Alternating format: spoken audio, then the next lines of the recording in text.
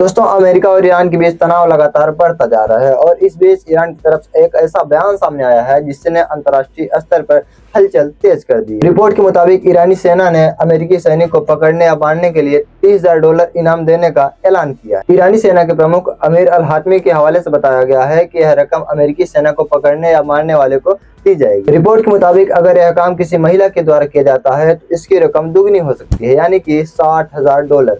Iran की तरफ से यह बयान ऐसे समय में सामने आया है जब अमेरिका और ईरान के बीच तनाव पहले से ही बेहद गंभीर बना हुआ है। ऐसे में $30,000 के इस इनाम ने दोनों देशों के बीच टकराव को लेकर चिंता और बढ़ा दी। लेकिन मामला सिर्फ अमेरिकी सैनिकों पर इनाम तक सीमित नहीं है, बल्कि ईरान और अमेरिका के बीच तनाव का सबसे बड़ा केंद्र इस वक्त स्ट्रेट ऑफ हॉर्मुज बना हुआ है। अमेरिकी राष्ट्रपति डोनाल्ड ट्रंप उर्फ गुलाबी सुअर की तरफ से बड़ा दावा किया गया था कि स्ट्रेट ऑफ हॉर्मुज पर हमारा कंट्रोल होगा, उस पर पूरा हमारा नियंत्रण होगा। उसके बाद ईरानी सेना ने भी कड़ा जवाब दिया। ईरानी सेना के प्रमुख अमीर अल हातमी ने इस टिप्पणी को डोनाल्ड ट्रंप के इस बयान को गंभीर गलती बताया है। उन्होंने कहा है कि ईरान अपने हितों की समरूपता की रक्षा करना जानता है कि किस तरह से अमेरिका से निपटा जाए और किस तरह से हमें ईरान की हिफाजत करना है। स्ट्रेट ऑफ हॉर्मुज का महत्व इसलिए भी ज्यादा है क्योंकि यह दुनिया का सबसे अहम समुद्री रास्तों में से एक है। यहाँ तनाव बढ़ने का असर सिर्फ अमेरिका और ईरान पर नहीं पड़ेगा, बल्कि अगर यहाँ तनाव बढ़ा तो इसका असर पूरी दुनिया पर पड़ेगा। तेल की सप्लाई, अंतर्राष्ट्रीय व्यापार और अर्थव्यवस्था पर इसका भारी असर पड़ेगा। अब रुख करते हैं रूस और कीव की तरफ, जहां युद्ध के बीच एक बार फिर राजधानी कीव में बड़े हमले की खबर सामने आई है। रोइटर्स के रिपोर्ट के मुताबिक रूस ने कीव पर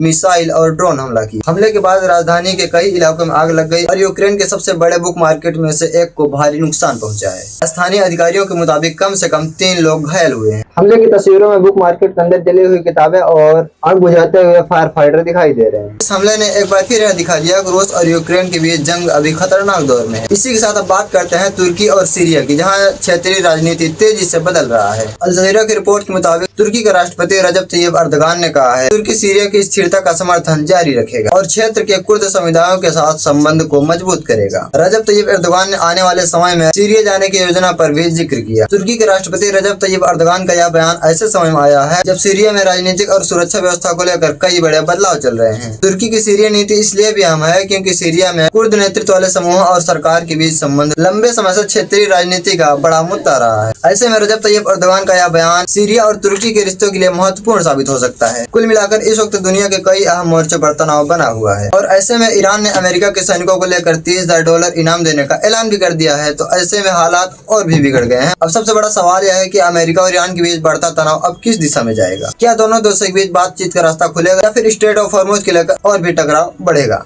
फिलहाल के लिए इतना ही। मैं हूं हसन नजर, आप देख रहे हैं हसन नजर 7 के अंतर्राष्ट्रीय प्राइम टाइम रिपोर्ट। मिलता है आपको नेक्स्ट अपडेट साथ, तब तक के लिए जय हिंद।